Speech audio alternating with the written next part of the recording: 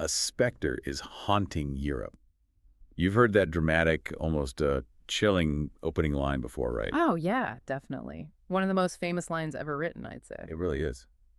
But have you ever paused to truly think about the grand, sweeping story it was introducing? Today, we're not just looking at a historical document. No, not at all. We're diving headfirst into an epic narrative, a story that, well, it ignited revolutions, reshaped nations. And continues to provoke intense thought and debate, even right now. And what a narrative it is. We're talking, of course, about Karl Marx and Friedrich Engels' monumental work, the Communist Manifesto. Right. This isn't just a text, it's, a foundational story. It's been both revered and reviled throughout history. Absolutely. And we'll also be drawing on some key selections from Marx's other major works, like the 18th Brumaire of Louis Bonaparte and his big one, Capital. And crucially, framing it all with insights from Samuel H. Beer's introduction to these texts, that provides some really important context and critique. Exactly. So our mission today is to navigate this powerful narrative, kind of cut through some of the dense theory. Yeah, get to the core ideas. And extract the insights.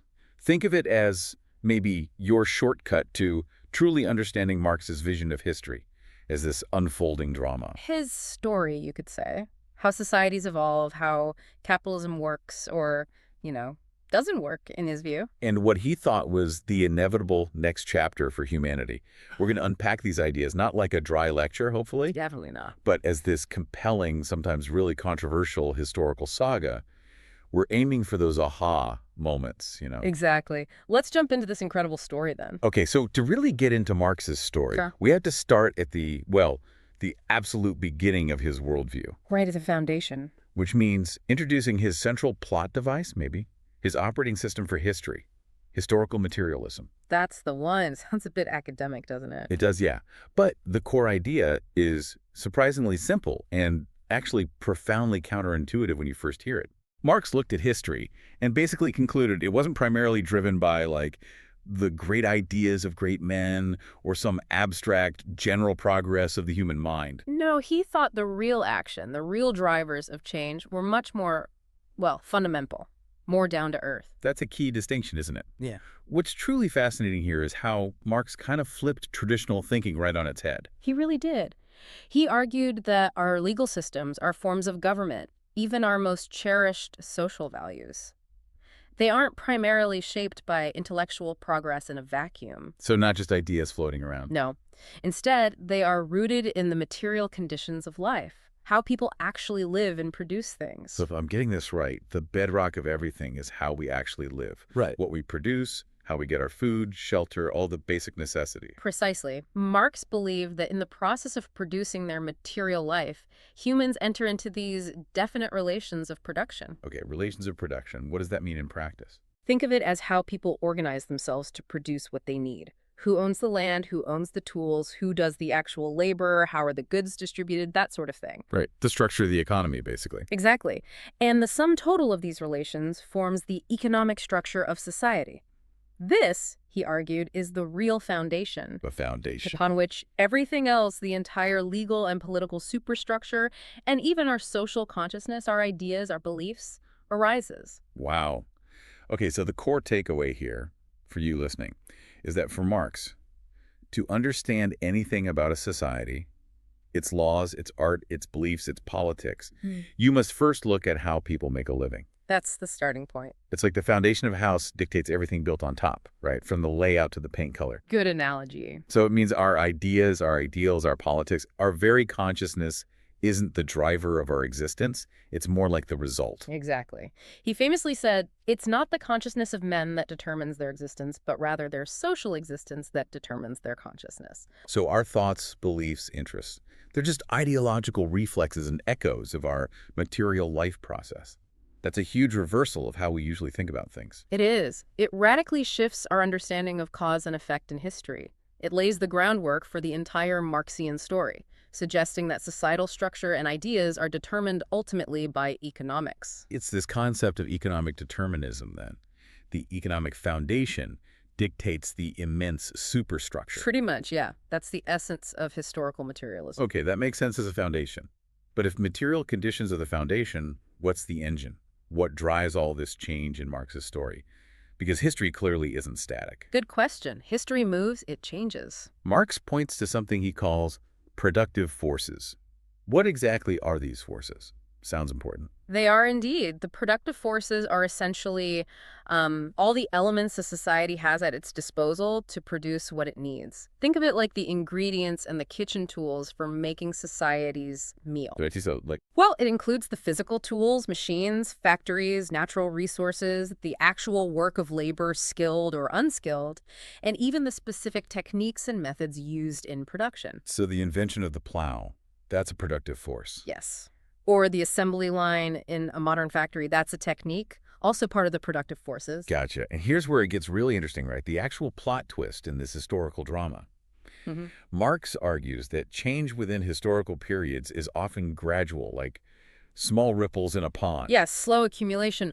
But then, at certain transitional points, these small ripples gather force, becoming, in his words, catastrophic. right, he talks about quantitative changes, small, gradual increases or shifts, slowly accumulating, building up pressure. Until they suddenly trigger a qualitative shift, a complete change in the entire economic system. And that in turn leads directly to political revolution. It's like that slow burn that suddenly explodes, or tectonic plates building pressure until you get an earthquake, a sudden rupture. It's a classic application of what he called the laws of dialectical movement to history, isn't it?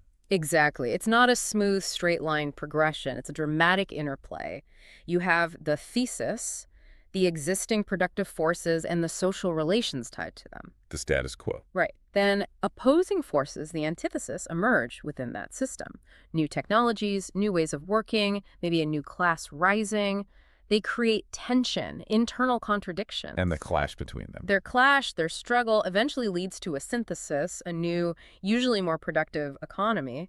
But this often culminates in that sudden catastrophe, that revolution, which clears the way for the new stage. So it's not a smooth evolution, but a series of dramatic conflicts and upheavals. Yeah. Driven by these internal tensions. Precisely. And this objective development, this unfolding of productive forces, often happens kind of independent of what people plan or want. How so? Well, consider the steam engine. The inventor, planned the machine itself, but could they foresee the dark satanic mills, the massive factories, the huge societal shifts it would unleash? Probably not the full extent, no. New cities, new social classes, whole new ways of life. Exactly. That illustrates how the motor of development is not thought, but rather these objective, productive forces of the economy. Technology and production methods seem to take on a life of their own, reshaping society in ways no one fully predicts. That's a really powerful illustration. It provides the dynamic engine for Marx's entire historical drama, where these internal contradictions inevitably lead to societal transformations, often violently. It's the constant churning beneath the surface that eventually breaks through. Okay, so if we follow this engine of change, this dialectical movement, what does Marx's grand narrative tell us about the actual sequence of human societies? He believed economic development wasn't random, right? It followed certain inexorable laws. Yeah, definite stages, he called them, each characterized by its own distinctive mode of production. Can you walk us through that progression? Sure. Engels' notes, for example, talk about an initial primitive communism. Think common land ownership, maybe hunter-gatherer societies, before private property really created divisions. A kind of communal stage. Right. This then dissolved, leading to class antagonisms with the rise of private property. Marx himself traced transitions from, say, slave society in the ancient world where labor itself was property, Like in Rome or Greece. to feudal society, which was more based on land ownership and serfdom, like medieval Europe. And then from feudalism, the transition to capitalist society. And interestingly, he noted these transitions weren't always driven just by new technology, right? Sometimes it was just about how production was organized differently. Exactly. Changes in the relations of production could be just as revolutionary as new tools. And here we get to the absolute core plot point, the heartbeat of his entire narrative, stated so clearly in the Communist Manifesto. The history of all hitherto existing society is the history of class struggles. That's the line. It's not a side note. It's the fundamental premise. For Marx, history isn't just a sequence of dates and kings. It's a story of continuous, underlying conflict between social classes. He really hammers this home. He does. Marx and Engels list historical examples to back it up, showing this struggle playing out through the ages. Freeman and slave, patrician and plebeian, Lord and serf, guildmaster and journeyman, Oppressor and oppressed, basically. constantly opposing each other. And they argue that each of these struggles throughout history ultimately ended in one of two ways. Either a revolutionary reconstitution of society at large, A new system emerges. or, sometimes, in the common ruin of the contending classes. So inherent instability, built-in tension in any class-divided society. A never-ending saga of conflict, then. But Marx argues that our current era, the epoch of the bourgeoisie, modern capitalism, has a distinctive feature. What's that? He says it has dramatically simplified the class antagonisms. What was once a complex web of various social ranks and gradations has now, he argues, been starkly divided. Into just two main camps. Into two great hostile camps, two directly opposing forces. The bourgeoisie, the owners of capital, the employers. And the proletariat, the modern working class who sell their labor. This simplification is absolutely crucial for understanding the manifesto's call to action later on. So for you, the listener, this historical sweep provides the whole framework for Marx's argument. It's a story of constant tension, a battle driving society forward, leading us right to the rise of modern capitalism. And setting the stage for the dramatic conflicts he believed were coming. It's this simplified two-class antagonism that forms the immediate backdrop for the manifesto's revolutionary message. Now we get to a really fascinating character in Marx's story. The bourgeoisie. We often think of ruling classes as, conservative, trying to keep things the same. Right, preserve the status quo. But Marx paints the bourgeoisie as something totally different, almost like a force of nature. He argues this class has played a most revolutionary role in history. It's quite striking, isn't it? Not a passive oppressor in his telling, but this incredibly dynamic, transformative, even destructive force. Absolutely. The bourgeoisie, as Marx describes them, didn't just inherit power. They actively shattered the old world. They pitilessly torn asunder the motley feudal ties that bound man to his natural superiors. All those old loyalties and obligations, gone. Replace them with just naked self-interest, then callous cash payment. All those chartered freedoms and traditional bonds, poof, swept away. Replaced by one single unconscionable freedom-free trade. Anything sacred or sentimental was basically reduced to a purely transactional money relationship. So it's progress, maybe, but at a huge human cost. He goes on to say that occupations once honored, respected, the doctor, the lawyer, the priest, the poet, the scientist. Yeah, they lost their halo, he says. Converted into simple, paid wage laborers. Even the family, that most fundamental unit, wasn't spared. It was torn away from its sentimental veil and reduced to a mere money relation. It's a pretty stark vision, isn't it? The commodification of almost everything. It really is.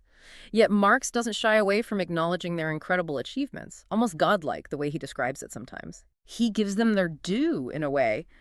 The bourgeoisie's productive power is described as immense. They accomplished wonders far surpassing Egyptian pyramids, Roman aqueducts, and Gothic cathedrals. They showed what human activity, unleashed on a grand scale, could actually achieve. Harnessing nature, developing machinery, chemistry, steam navigation, railways, the telegraph. Conjuring vast populations seemingly out of nowhere, building massive cities, entire industries. All in just scarce 100 years, he says. An incredible burst of productive power. But here's the crucial part, the unique feature that makes them so revolutionary in his eyes. What's that? Unlike earlier ruling classes, the bourgeoisie cannot exist without constantly revolutionizing the instruments of production, and thereby the relations of production, and with them, the whole relations of society. Ah, right. Perpetual change. Constant disruption. It's baked into their system. They can't stand still. And that's the central point here, isn't it? Marx portrays the bourgeoisie not just as oppressors, but as this uniquely dynamic, destructive, and unbelievably creative force. They're the architects of a new world, constantly tearing down and rebuilding, but in doing so, maybe without realizing it fully. They're setting the stage for the next big conflict. Their constant revolutionizing is both their strength and, ultimately, maybe the seed of their own undoing, creating conditions that become fetters, hindrances on further progress. That's the dialectic at work again. They create the forces that will challenge them. And this constant need to revolutionize wasn't just internal, was it? The bourgeoisie's story is one of relentless global expansion. Oh, absolutely. Driven by the need of a constantly expanding market, this class chases over the whole surface of the globe. They literally have to nestle everywhere, settle everywhere, establish connections everywhere. It sounds like an insatiable drive. conquer and transform the whole world. It is. This relentless pursuit of new markets, new resources, inevitably gives a cosmopolitan character to production and consumption. National boundaries start to break down, economically at least. So local industries get wiped out. Often, yes. Destroyed or are daily being destroyed, unable to compete. Instead, you get this universal interdependence of nations. Even culture starts to globalize national literatures, give way to a world literature. Wow. So it's not just about selling more stuff. No, the bourgeoisie doesn't just expand, it imposes its will.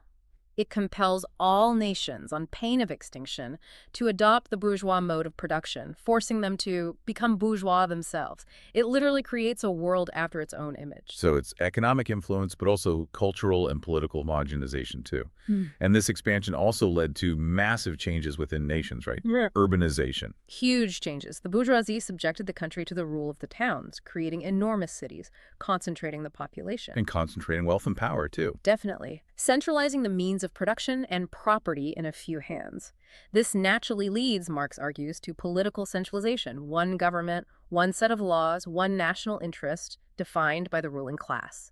The scale of this transformation he describes is just immense.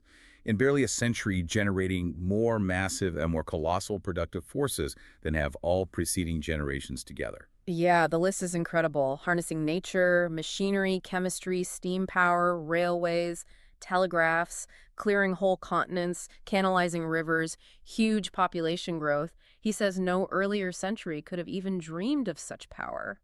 So for you, our listener, this section really paints a vivid picture of capitalism's transformative power, turning a fragmented world into this interconnected global system. Driven by this insatiable, almost blind force, but here's the twist, the pivot in the story. Right. This incredible progress, this engine of transformation, contains a fatal flaw, doesn't it? A ticking time bomb buried right inside its own success. And here's that dramatic irony in Marx's story, the kind of tragic flaw at the heart of capitalism, the very means of production and exchange that fueled the bourgeoisie's rise, that enabled all those wonders. They eventually become fetters, they start to hinder development, hold things back. It's like a powerful sorcerer who's lost control of the magic they conjured up. Exactly. Marx uses that exact analogy. Modern bourgeois society is like the sorcerer who is no longer able to control the powers of the netherworld whom he has called up by his spells. The forces it unleashed are now running wild, beyond its control. That's the idea. So what does this look like in the real world, according to Marx? How does this loss of control manifest? It shows up as these periodic commercial crises, recessions, depressions, what Marx calls an epidemic of overproduction. An epidemic of overproduction. That sounds weird. Too much stuff. It's a paradox, isn't it? These crises, he says, return each time more threateningly, putting the whole system on trial. You have too much civilization, too much means of subsistence, too much industry, too much commerce. But how can that be a problem? Because the system can't handle it. Products and even productive forces factories, machines are periodically destroyed because there's simply too much capacity. Goods can't be sold profitably, yet people are still suffering, lacking basic necessities. It highlights the irrationality of the system, in his view. And crucially, these crises aren't caused by outside factors like a bad harvest or a war. No, they are internal contradictions of the system itself. The bourgeoisie, Marx argues, forged the weapons that bring death to itself. The system collapses not from external shocks, but from its own inherent flaws. Its success creates the conditions for its failure. It's like built-in self-sabotage. Written into the DNA of capitalism, according to Marx. That's a powerful and disturbing idea. It makes me wonder, though, if the bourgeoisie created these problems, why can't they just, fix them from within? Why does it have to lead to a total collapse? Well, for Marx, the very structure of competition and the relentless drive for profit prevent any kind of harmonious long-term fix within the system. Any temporary solution, like destroying excess goods or finding new markets, just kicks the can down the road and potentially creates even bigger contradictions later on. So no easy fixes. Not according to this narrative. This is the pivotal moment. The very forces that led to capitalism's triumph now turn against it, creating the conditions for its downfall. And introducing the next and most crucial character in this unfolding drama. The stage is set for a new protagonist to emerge from the chaos. Okay, so if the bourgeoisie forged the weapons of its own destruction through these crises and contradictions, who then are the ones destined to wield those weapons in Marx's story? He tells us quite plainly, the bourgeoisie also called into existence the men who are to wield those weapons, the modern working class, the proletarians. So they're not an outside force, but an inevitable product, born directly out of the capitalist system itself. That's a critical point. They are a central character created by the narrative's antagonists, if you like. Marx defines the proletariat as a class of laborers who, quote, live only so long as they find work. Their survival depends on employment. And who find work only so long as their labor increases capital. They're essentially treated as a commodity, just like anything else bought and sold. Their value, their wage, is determined by the market, subject to all its ups and downs. So their existence is precarious by design within this system, always dependent on the needs of capital. Inherently insecure, yes. And it's not just a small, static group, is it? Marx emphasizes that the ranks of the proletariat are constantly growing. How does that happen? If I'm, say, a small shopkeeper or an artisan, how do I end up joining this class? Good question. He argues that various sections of the older middle classes, small manufacturers, shopkeepers, artisans, even peasants, what he calls the lower strata of the middle class, they get precipitated into the proletariat. Pushed down. Basically through competition. They simply can't compete with the larger capitalists who can produce more cheaply or efficiently using economies of scale or better machinery. Their small capital isn't enough. So they lose their businesses, lose their independence. And are forced to sell their labor power to survive, just like the existing workers. Even some disillusioned members of the bourgeoisie itself, the bourgeois ideologists who comprehend theoretically the historical movement, eventually throw their lot in with the proletariat, seeing where history is headed. So this highlights that the proletariat isn't static. It's a growing, dynamic force, continually absorbing people from different layers of society, all driven by the competitive logic of capitalism. Exactly. This expanding mass of people, united by their shared material conditions, the reliance on wage labor, becomes Marx's revolutionary protagonist, a character whose numbers just keep growing as capitalism develops. So what is life actually like for these proletarians under capitalism, according to Marx? He paints a very stark picture, doesn't he? Often quite dehumanizing. He does. With the extensive use of machinery and the relentless division of labor, work itself loses all individual character and all charm. The creativity, the skill, the satisfaction, it gets drained away. Leaving just. The workman, he says, becomes a mere appendage of the machine, reduced to performing simple, monotonous, easily learned tasks over and over again. It strips away dignity, making labor a torment. And their wages reflect this. Reduced to the bare minimum. Pretty much. The cost of production of a workman, Marx argues, is restricted to the bare means of subsistence necessary for survival and reproduction, just enough to keep them alive and able to work and to raise the next generation of workers. So their labor power, like any commodity, its price equals its cost of production. That's the logic. And as machinery and the division of labor intensify, the actual burden of toil also increases. Longer working hours, faster pace of work, increased speed of the machinery. It's a relentless grind. They are, in his famous phrase, slaves of the bourgeois class and of the bourgeois state, constantly supervised by machines, managers, factory owners. A whole hierarchy of control. Okay, what's the core economic engine behind this exploitation? Can you give us the simplified version of how surplus value works? It's pretty central to his whole argument. Absolutely. It's the cornerstone of his economics, really. It starts with his labor theory of value. Put simply, this theory suggests that the value of a commodity is determined by the socially necessary labor time, embodied in it the average amount of human effort needed to make it. Okay, the value comes from the labor. Right. Now, the worker sells their labor power, their ability to work for a wage. Let's say that wage covers the cost of their subsistence for a day, enough food, shelter, etc. to keep them going. So the wage equals the value of their labor power. Yes. But here's the key. In a working day, the worker produces more value than the value of their own labor power. If it takes, say, 4 hours of work to produce enough value to cover their daily wage. But they work an 8-hour or 10-hour day. Exactly. Those extra hours, 4, 6 hours in this example, that's unpaid labor. The value created during that extra time is what Marx calls surplus value. And that surplus value is where the profit comes from. That's precisely it. This surplus value, this unpaid labor, is appropriated by the capitalist. It becomes their profit, interest, rent. This appropriation, Marx argues, is the very essence of exploitation under capitalism. So the capitalist isn't just making a return on their investment. They're fundamentally extracting value created by the worker that the worker isn't paid for. That's the core of the critique.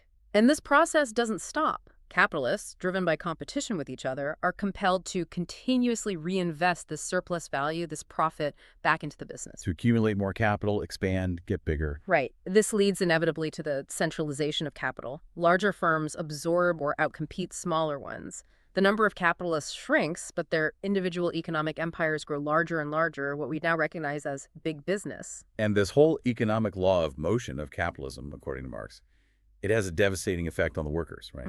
Increasing misery. Yes, he predicted that the more productive the system becomes, the more precarious the worker's livelihood would become relative to the wealth being generated. It's a cruel paradox in his view. Capitalism produces its own gravediggers by creating this vast, exploited, and increasingly miserable working class. So for you, the listener, this section graphically details the harsh realities of industrial labor as Marx saw it. It explains why the proletariat, in his narrative, is destined to become a revolutionary force. They're driven by the very mechanisms of the system that exploits them. This detailed picture of the proletariat's conditions makes their eventual transformation into a revolutionary force all the more compelling in the story. But it doesn't happen overnight, does it? Their struggle starts small, almost disorganized. Exactly. It begins with isolated acts, almost like desperate lashing out. Individual laborers fighting their specific employer, or workers in one factory smashing machines, maybe destroying imported goods that threaten their jobs. Often looking backward, trying to restore some lost status. Yeah, sometimes trying to regain the status of the medieval craftsman, for example. At this early stage, they are incoherent masses, scattered across the country, often divided by mutual competition for scarce jobs. They're suffering, but they don't yet see themselves as a unified class with shared interests. But then, in a strange twist, the bourgeoisie itself actually helps them organize. How does that work? It's one of those dialectical ironies. The bourgeoisie, in its own political struggles, may be fighting against the old aristocracy or competing against rival industrial factions, needs allies. So they are sometimes compelled to set the whole proletariat in motion to achieve their own political goals. So the workers get a taste of collective action, even if it's initially for someone else's benefit. Precisely. It inadvertently gives them political education and experience. But then something more fundamental happens as capitalism develops, right? As industry grows, the proletariat itself increases in number and becomes concentrated in greater masses in factories and cities. This sheer proximity helps them build strength and a sense of shared experience. And the nature of the work itself changes things. Right. Machinery tends to obliterate all distinctions of labor. Skilled crafts get broken down into simpler tasks, and it pushes wages down towards a same low level for many. This equalizes workers' conditions, making their shared plight more obvious and fostering a common identity. Individual miseries start to merge into a collective grievance. And this leads to more organized resistance. Exactly. Collisions between individual workers and individual capitalists become more frequent, leading to the formation of combinations, which we now call trade unions. Initially just to fight for better wages or conditions. Yes, often starting with defending wages. But these aren't just temporary alliances. They form permanent associations to provide support during strikes or occasional revolts. And crucially, improved communication. Marx mentions railways specifically helps connect these previously local struggles. Turning them into a national struggle between classes. And this, Marx asserts, is fundamentally a political struggle.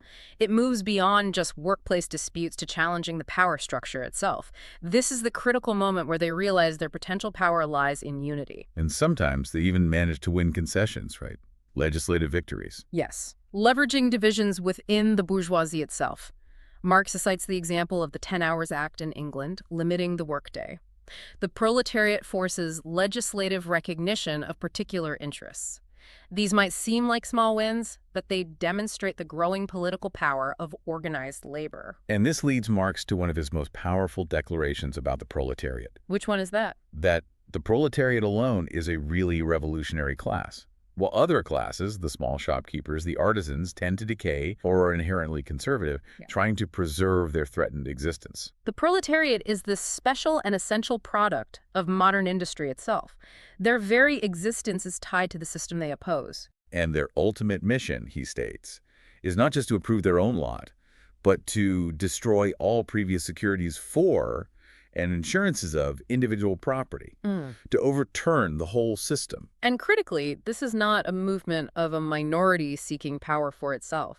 It is, in his words, the self-conscious, independent movement of the immense majority in the interest of the immense majority. Wow, so this is the story arc of a class finding its voice, finding its power, transforming from scattered, competing individuals into this unified, conscious force. Ready to change the course of history, not just for themselves, but in Marx's view, for the whole of society. It's the culmination of everything that came before, the final act of this historical drama, where the oppressed become the protagonists of their own revolution. Okay, so the proletariat is awakened, unified, ready for its historical mission. Now, where do the communists themselves fit into this picture? Are they the ones pulling the strings, the masterminds behind it all? That's a common misconception, but the manifesto is actually quite clear on this. Communists do not form a separate party opposed to other working class parties. They don't see themselves as having special interests distinct from the proletariat as a whole. So, not a rival group, but part of the broader movement. Exactly. Their distinction, Marx and Engels explain, lies in two things. First, in the various national struggles, they bring out and emphasize the common interests of the entire proletariat, independent of nationality. They cut through those national boundaries. Taking an international perspective. Right. And second, in the various stages of the struggle, they always represent the interests of the movement as a whole. And critically, they clearly understand the line of march, the conditions, and the ultimate general results of the proletarian movement. Ah, so they're kind of the theoreticians. Yeah. The strategists. The ones with the historical roadmap. You could put it that way. They provide intellectual leadership and strategic direction, helping the working class understand its historical moment and its ultimate goals. They are the guides, perhaps. So their immediate goal isn't some distant utopia, but something very practical and immediate. Yes. The immediate aim is the formation of the proletariat into a class, overthrow of bourgeois supremacy, conquest of political power by the proletariat. It's about organizing, unifying, and empowering the working class to seize control now. And they insist their ideas aren't just drummed up out of thin air. No, they're very emphatic about that. Their theoretical conclusions are in no way based on ideas or principles that have been invented or discovered by this or that would-be universal reformer. They aren't utopian dreamers, in their own view. So where do the ideas come from, then? They merely express actual relations springing from an existing class struggle, from a historical movement going on under our very eyes. They see themselves simply as interpreters and maybe accelerators of an inevitable historical process that's already happening. They're just reading the signs of the times, articulating what's already unfolding. That clarifies their role, then. Not inventors, but interpreters and guides for what they saw as an inevitable historical process. Now, let's tackle the big one, the most famous and often most misunderstood centerpiece of the communist vision, the abolition of private property. Yes, that always gets a reaction. What exactly does Marx mean by this? Does he literally mean no one can own their toothbrush or their favorite armchair? Right, that's the common fear or accusation. But this is where the manifesto gets truly provocative, and you have to read carefully.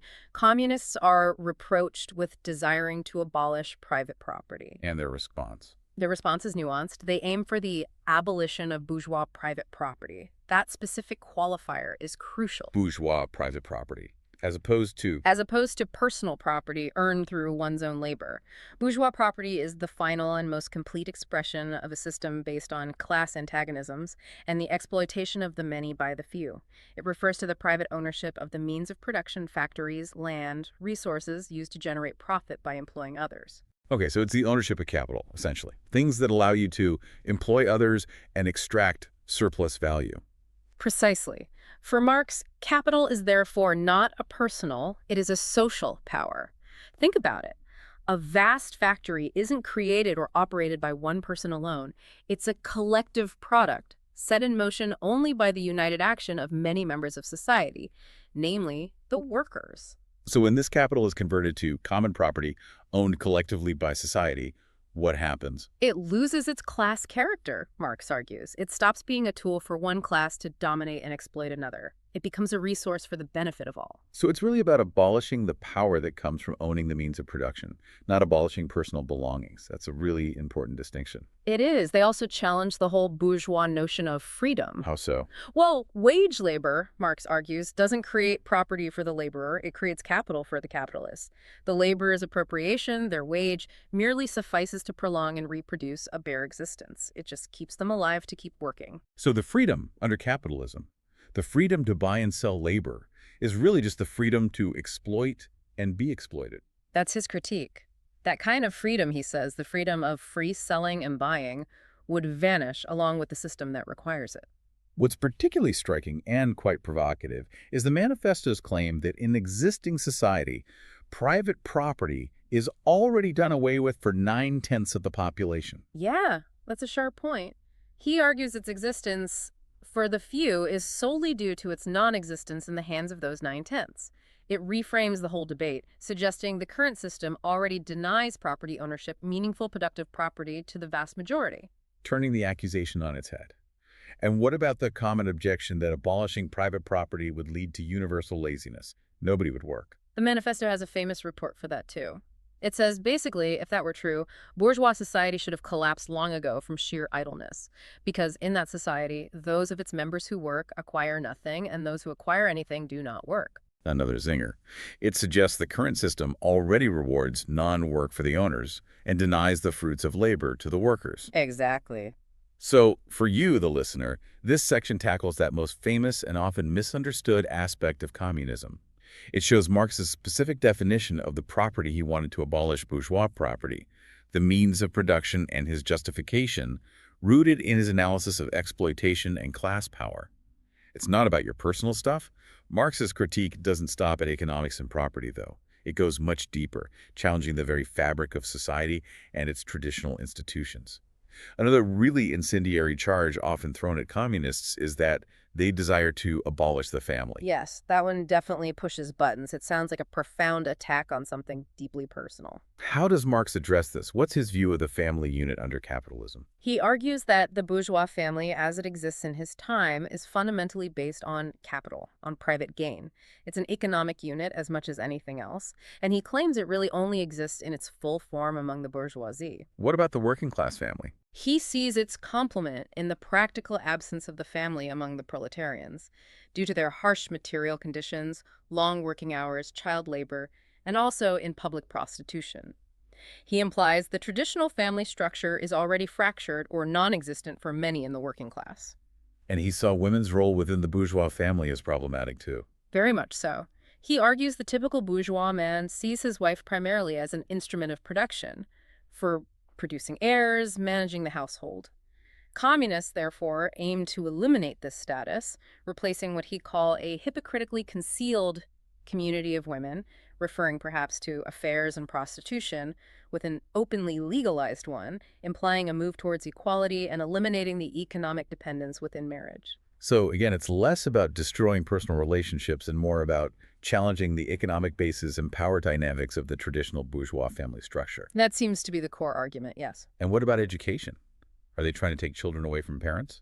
Not exactly invent social education, he says, but rather to alter the character of that intervention and to rescue education from the influence of the ruling class. They see education in capitalist society as serving the interests of the powerful, teaching conformity and acceptance of the existing system. They want education to serve the whole society, not just the ruling class. Right, to foster critical thinking and prepare people for a different kind of society. This holistic view extends even to nationality. The manifesto boldly states, "The working men have no country." That's a real shocker for many people even today. What's the thinking there? It's based on the idea that capitalism itself is breaking down national barriers.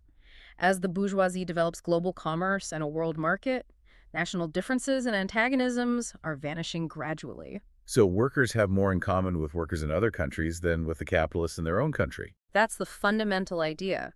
The working class's interests are seen as fundamentally international, united by their shared experience of exploitation, rather than divided by national borders or loyalties. while the proletariat must first win political power within its own nation, become the leading class of the nation. Establish itself as the nation initially. Ultimately, the goal is international unity and the end of hostility between nations. The class struggle is seen as a global phenomenon that transcends national borders. So even our ideas, our culture, our sense of national identity, Marx argues these are all shaped by our material conditions. Yes, he confirms this quite directly. Man's ideas, views, and conceptions change with every change in the conditions of his material existence. Our consciousness reflects our social being, and he argues that the ruling ideas of each age have ever been the ideas of its ruling class. Therefore, the Communist Revolution, because it involves such a radical rupture with traditional property relations, Must also involve a radical rupture with traditional ideas. A transformation of consciousness has to go hand in hand with the transformation of the economic base. for you, the listener, this section explores how Marx's critique extended far beyond just economics. It delves into the very fabric of society, family, education, nationality, even our core beliefs, showing his holistic view of how material conditions shape practically all aspects of human life. Okay, so we've covered the grand narrative, the bourgeoisie, the proletariat, the critiques of capitalism, the controversial proposals about property and family. Now, let's get to the climax of Marx's story, the proposed future. What would a communist society actually look like, and how would we get there? He outlines some very concrete steps, doesn't he? Not just vague ideals. Indeed, the manifesto doesn't shy away from practical proposals, especially for the immediate aftermath of a successful revolution. It outlines 10 measures that Marx and Engels thought would be pretty generally applicable in the most advanced countries at the time. And these are pretty radical measures. Oh, yes. They are explicitly described as despotic inroads on the rights of property, but seen as unavoidable means for entirely revolutionizing the mode of production. The goal is to centralize control of the economy and key resources in the hands of the new proletarian state, and to ensure much greater social equality. So a strong state-led intervention to kick things off and dismantle the old system. What were some of these key measures? Can you give us a few examples? Sure. Number one is the abolition of private property and land and applying all rents from land to public purposes. Okay, nationalizing land. Then a heavy, progressive, or graduated income tax. The more you earn, the higher the percentage you pay. Sounds familiar today, actually. Some of these have been partially adopted, yes. Nice. Number three, abolition of all right of inheritance. Wow, that's a big one. No passing wealth down through generations. Confiscation of the property of all emigrants and rebels aimed at consolidating the revolution's power. Centralization of credit in the hands of the state through a national bank with state capital and an exclusive monopoly. Taking control of finance. Centralization of the means of communication and transport in the hands of the state. Extension of factories and instruments of production owned by the state, bringing wastelands into cultivation and improving the soil generally. State-led industrial development. Equal obligation of all to work. Establishment of industrial armies, especially for agriculture, mobilizing labor for collective tasks. Combining agriculture with manufacturing industries, aiming for the gradual abolition of the distinction between town and country. And finally, free education for all children in public schools, abolition of child factory labor in its current form, and combining education with industrial production. That's a comprehensive and pretty radical list. Sweeping changes aimed at completely restructuring society from the ground up. But what happens after the revolution, after these immediate measures start to take effect? What's the ultimate goal, the sort of happy ending to this historical story? Marx envisioned an intermediate period following the revolution, a transitional phase which he later termed socialism. During this phase, there would be what he called the dictatorship of the proletariat. Dictatorship of the proletariat. That sounds ominous. Does it mean rule by one strong man? That's how it's often interpreted, especially given later historical events. But it's important to clarify Marx's original conception.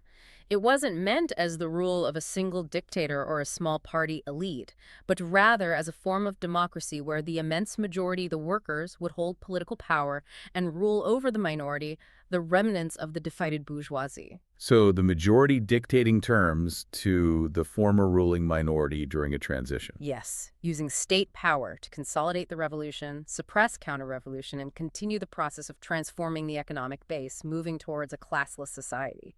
It's seen as a temporary, though necessary, stage.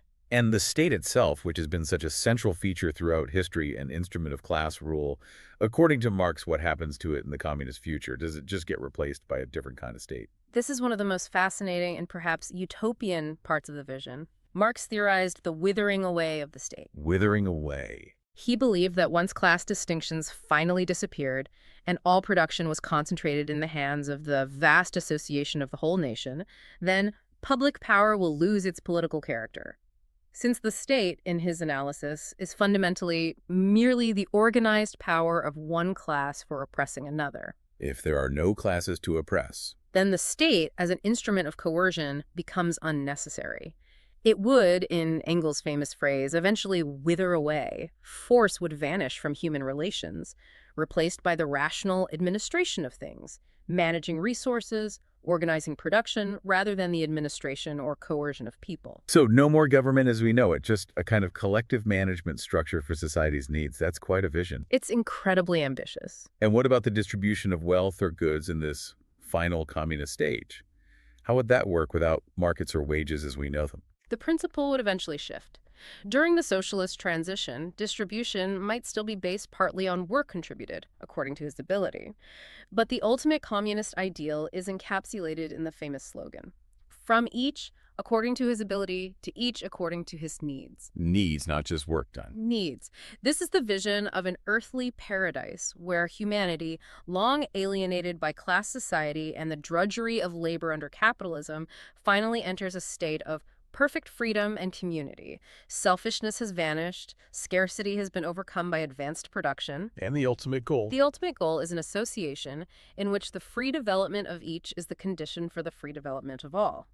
A society where individual potential can flourish fully because it's not constrained by class or economic necessity, and where each person's flourishing contributes to the flourishing of everyone else. Wow. Okay, so that provides a detailed roadmap of the communist program from those immediate, practical, and pretty harsh steps right after the revolution, all the way to this ultimate utopian vision of a stateless, classless society based on need and free development. It shows how Marx's story aims for a complete and total societal transformation. It's a truly all-encompassing narrative, aiming to reshape not just the economy, but human relations and consciousness itself. Right, we've journeyed through Marx's grand narrative, the materialist foundations, the bourgeoisie's revolutionary role, the proletariat's rise, and this comprehensive, if controversial, vision of a communist future.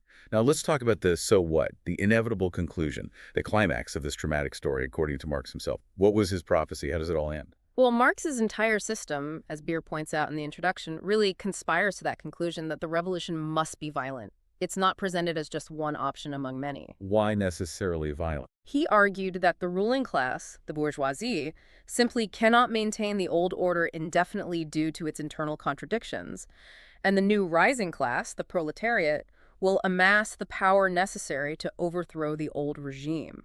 Given the resistance expected from the entrenched powers, he concluded, it must do this by violence, and sooner or later, it is bound to win. So, violent overthrow is presented almost as an unavoidable historical necessity, the only way to break the fetters of the old system and usher in the new. That's certainly the thrust of the argument in the Manifesto and parts of Capital. And what drives this inevitability? Why is the bourgeoisie doomed in his view? Marx believed that capitalism itself creates the conditions for its own violent end. He saw it leading inevitably to a, quote, progressive diminution in the number of the capitalist magnates, fewer and fewer huge capitalists, but a corresponding increase in the mass of poverty, oppression, enslavement of the working class. The rich get richer and fewer, the poor get poorer and more numerous. Essentially, yes. And because of this, the bourgeoisie becomes, in his words, unfit any longer to be the ruling class. Why? Because it cannot even ensure a basic existence for its own slaves, the workers, within its system. It creates widespread poverty alongside immense wealth, undermining its own social foundation. So the system generates its own demise. Yes. Capitalist monopoly, the concentration of capital, becomes a fetter on production itself, hindering further progress. At that point, he dramatically declares, the knell of capitalist private property sounds. The system will collapse under the weight of its own internal contradictions. The expropriators are expropriated. And the communists weren't shy about proclaiming this. Not at all. They disdain to conceal their views and aims. They openly declare that their ends can be attained only by the forceful overthrow of all existing social conditions. It's not a hidden agenda. Leading to that final, incredibly famous rousing call. Let the ruling classes tremble at a communistic revolution. The proletarians have nothing to lose but their chains. They have a world to win. Working men of all countries unite. Chilling stuff. It brings the whole dramatic narrative to its climax, a powerful, unwavering declaration of the coming revolution as inevitable, violent, and necessary. It's not just theory. It's a direct call to action. Which helps explain why it became one of the most influential political documents ever written. That's a powerful and pretty uncompromising vision, isn't it? A story with a very clear, dramatic, and violent ending foretold. But of course, no grand narrative goes unchallenged. Samuel H. Beer's introduction, which we're drawing on, offers some crucial critical perspectives. It tempers Marx's prophecy quite a bit. It does.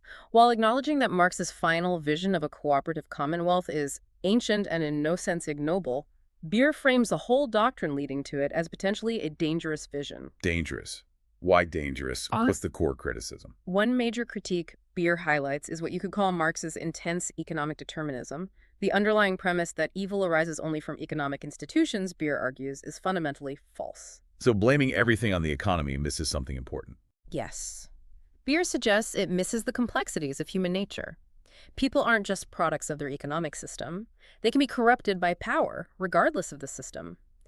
Pride, he writes, will find ways of distorting human nature. And if your theory doesn't account for that, Then founding a political movement or a state on a doctrine that does not recognize these possibilities, Beer warns, is an invitation to tyranny, because it assumes that once you fix the economic institutions, all human problems like greed or the lust for power will just magically disappear.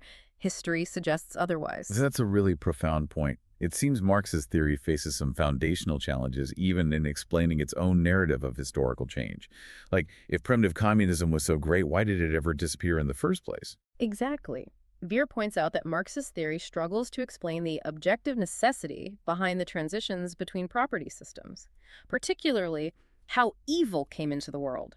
If primitive communism had no private property and thus no exploitation, in theory, why did it end? And why was private property the dominant form for centuries if it was so inherently flawed and destined to be overthrown? Marx and Engels, Beer suggests, never offered a fully satisfactory answer for that initial shift away from communal ownership. Interesting. So some internal inconsistencies or gaps in the historical logic. Beyond these big philosophical critiques, were there also challenges to Marx's core economic theories, especially when applied to how economies actually develop? Yes, quite a few.